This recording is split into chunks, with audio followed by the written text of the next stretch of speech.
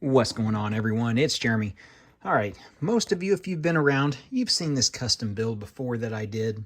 I mean, that's obviously a set from the Monster Fighters haunted house. Everything else around it, all the landscaping and tree, that's all my own custom job. We'll take a quick look in case this is the first time you're seeing it. Oh yeah, that's a little set too. This was like a little ornament set, a little mini haunted house. These little tombstones, those are part of the hidden side sets. And yeah, I opened them up and you can see the bright green hair. Well, that one's got the ghost in it. Got a little backwards or back gate on the back side. Come around the front. Got our front entrance. Tried to break up the sidewalk to where it just wasn't all perfectly flat. Add some breaks into it, like our two little gargoyles or statues for our fence. Nothing else really moves on here. Try to make a little night. Let's turn it to the side. Oh yeah, this one, the gate's locked, so I tried to use that.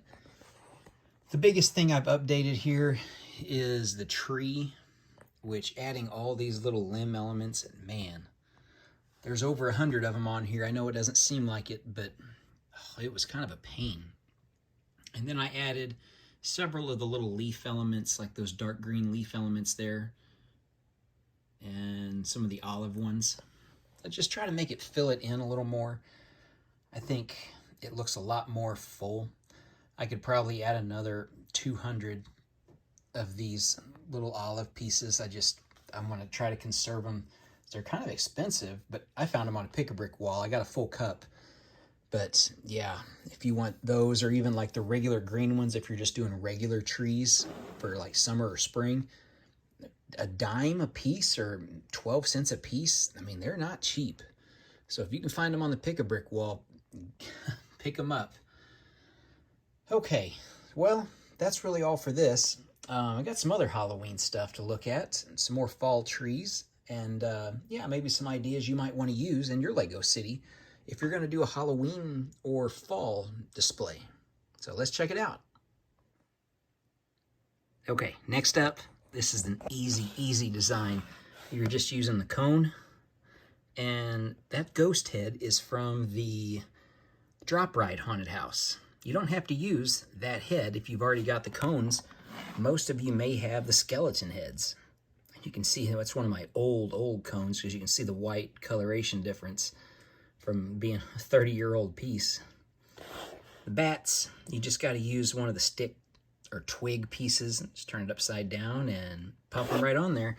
I actually did this before in a full tree. I had a dozen, 2 dozen bats for my Batman bat tractor that I made, and it's like I put the tree next to it with all these bats hanging from it, so that was kind of neat. Yeah, I did make a bat tractor. Check out that video. Just type in Lego bat tractor into YouTube. You'll find it. It should be one of the top searches.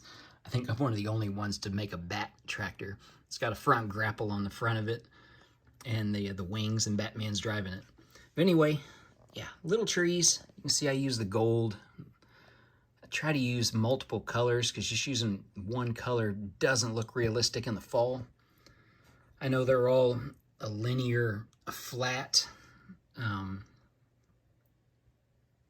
shape with all the limbs, but looking at it like this, I'm pretty happy with it from this angle. So anyway, it's just a little idea. You may already have the pieces, so if you've got the cones, most of you are probably going to already have skeleton heads or extra skeleton heads, who knows, or you just want to buy them, or buy those heads, which you can see one side has the smiley face, the other side is the sad face. Yeah, so that's the first little thing you can try. Let's look at some other ideas. All right, so another idea, just leave your green, if you have big Lego custom trees, just leave them the way they are and just add pieces to it. Like none of these, they're just sitting on there. So when I get ready to change it back, maybe in the spring, I just got to pop these off. I don't even have to pop them off. I just got to remove them. So I use olive, dark red, yellow, and if you stand back, mean, it looks like it's actually changing color, which is what I'm going for. Because most trees, they're not, at least around here in Missouri, they're not all changing at the same time. You may have those couple holdout trees that are totally green and the other ones that are totally bare. And everything in between. So that's what I'm going for with this one. Easy idea, save you a lot of pieces for sure, but it's good to mix it up to where you just don't have one, like every single tree, like my farm. I mean, I've got a lot of green trees I need to change over, which I'm in the process of doing right now. But yeah, that gives you an idea if you just have a few pieces, like a few of the yellow pieces, or some of the other ones. You can see all my bluebirds in there that really kind of stands out too. I'm not going to deny that. All right, what other ideas do we have? Okay, so it's not just yellows and oranges. I tried this one, which is dark red, I think the magenta, and I don't know if it's pink, hot pink, I don't know what the colors are. It's one of the only trees I have. I need to build another one. I do have the pieces for it in this color. The one thing I regret not having is the little leaf pieces to kind of cover this to where it just looks, I mean, it looks decent from here, but when you get up close, I'd like it to be fuller. So that's something to work on. When I say leaf pieces, I mean like these or those. I don't know what other colors we have here. Some teal ones. I might try to incorporate those straight onto some green limbs because they'd probably look a little better. But yeah, I have enough here to make at least one tree. Yeah, one decent tree. I've got all of those, which are great for fall colors because they're just like starting to die off. So that's a good thing. Those are on the Pick-a-Brick, the Lego Pick-a-Brick online. I need to check with these other colors. Oh yeah, I think those are best sellers too, which means you don't have to wait 45 days to get them, which if you bought them now, it's almost Thanksgiving. So yeah, that's what we got.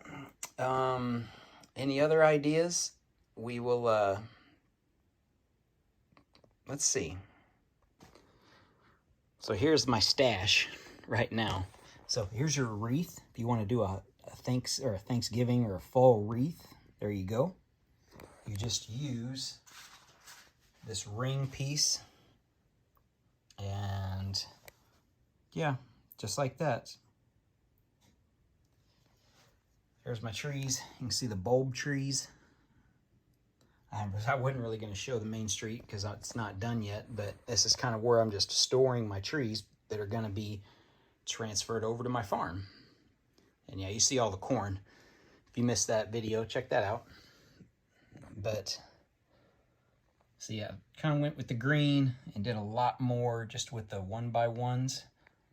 And then we do these with the leaves, and different color leaves. And then kind of a straight up yellow. And I got this one here that's, it uses the seaweed piece. Is that what we're calling it? I'll grab one of them for you. And it uses this. And if you can slide like those bigger yellow pieces down over some of these weird angles, which, yeah, it doesn't stress the brick. I don't know, nobody's going to tell me any different. You get some of these weird, odd shapes, which is realistic. It's not just straight up and down, linear, parallel to each other. So you can see how I've done some of that. Easy way to do it. So that's all I did was just make a little tree like that. All right, I think that's all for today. Got a little bit more work I need to do with some decorations. I still have all the fall Halloween stuff, so the pumpkins and skeletons and everything that I'll put throughout the city just for fun. We'll end up doing that in the future, and there'll be another video at some point soon. So anyway, thanks for watching, everyone, and we'll see you in the next one.